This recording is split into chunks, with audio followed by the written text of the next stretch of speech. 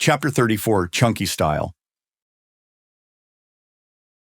Here's proof that smooth is better than chunky style. It's not about chunky style peanut butter versus smooth style peanut butter. It's about your martial arts. You see, generally karate is considered a chunky style. Think classic Shotokan kata, and you'll get an idea of what we mean. Hard strikes and defenses, crisp breathing, remorseless movements. That's what is favored. As you look across the vast expanse of karate styles and forms, you'll discover that chunky style wins the trophies.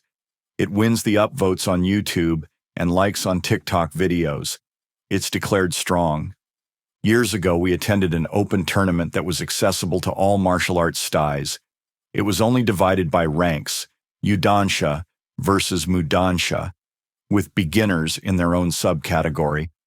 During the competition, there was a Tai Chi guy who entered into the kata competition. We watched that guy walk up in his silk uniform, with the frog buttons and the slip-on shoes. He looked sharp. And he did something for all of us hard stylists that we were unaware of until later. He sold us on his technical ability before he even began. He defined the meaning of what was going to be important. You see, he walked up and did his announcement of who he was and what he was going to do. It was some form of Tai Chi. It wasn't super slow and it wasn't wushu. We really don't recall exactly what it was. Neither of us knew the style or the form, nor most likely did anyone else in the hall. After he'd made his introduction, he stepped back and pointed to a couple of intersecting lines on the gymnasium floor. He didn't say anything, just pointed to that intersection, and then he stepped onto it. As he launched into his form, the movements took him all over the back 40. It went all over the place. It was over here. It was over there. It was really big and spread out compared to karate kata, performed by most other competitors. At the end, he finished without hesitation, a smooth and flowing finale that landed him precisely in the middle of that intersection where he'd started. He had defined for us what was going to be the measure of his form without the audience or judges even realizing it. Absolutely brilliant. What a move. That guy knew where he was, who he was competing against, and how he needed to win.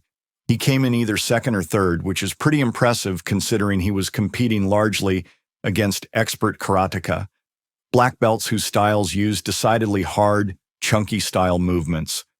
Let's shift gears for a moment and talk about Jim Carrey and Cary Grant. That sounds like an interesting juxtaposition, right? It is.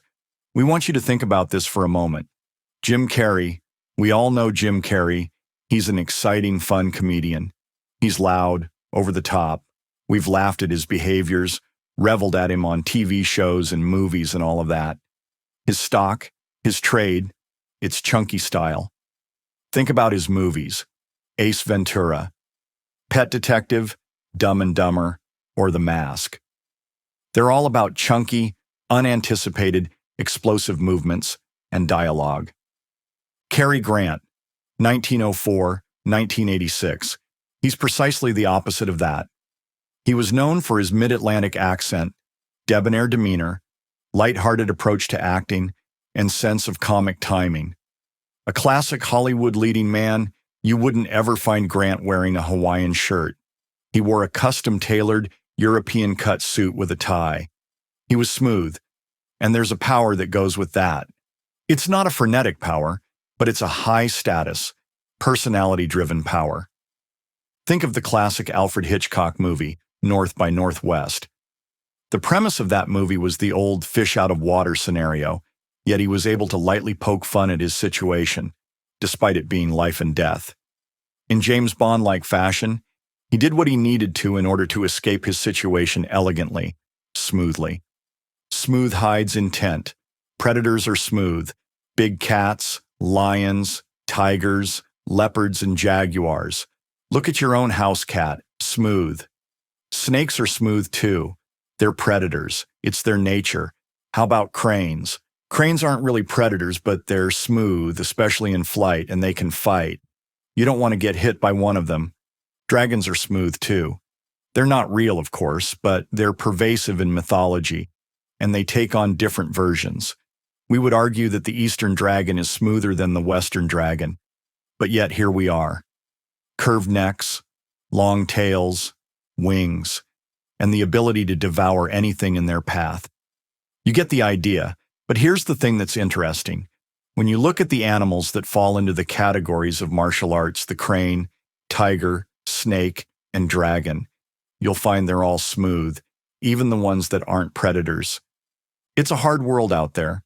If you see it as such, if you seek a hard world, you're going to find it. And let us tell you, there are places in the world where the only way we survive is by being hard as well. It exists, sure, and there are times that it has to be that way. It's really not a negotiation. But if you have the opportunity to be in a smooth place, be smooth. There's no sense. There's no need to be hard. Hard takes a lot of energy. Smooth doesn't take as much energy. We can't tell you how to get smooth. That's something best learned on the dojo floor, not from a book. But we can tell you that you should seek smooth. Nature shows us that smooth is pretty doggone effective. Smooth is elegant. Smooth gets the job done. Takeaways. Smooth movements might not light up social media, but they are combat-proven. Smooth movements convey power, elegance, and high status, as exemplified by Cary Grant. Smooth movements are efficient and effective, what predators do in the wild, and we should seek them out in our training. Quotes, "Slow is smooth, and smooth is fast," a mantra of the U.S. Navy SEALs. Every breath and movement in Muay Thai is a meditation of strength and grace, activating the warrior within you. Abhishek Shukla. Martial arts are a form of expression, an expression from your inner self to your hands and legs. Donnie Yen.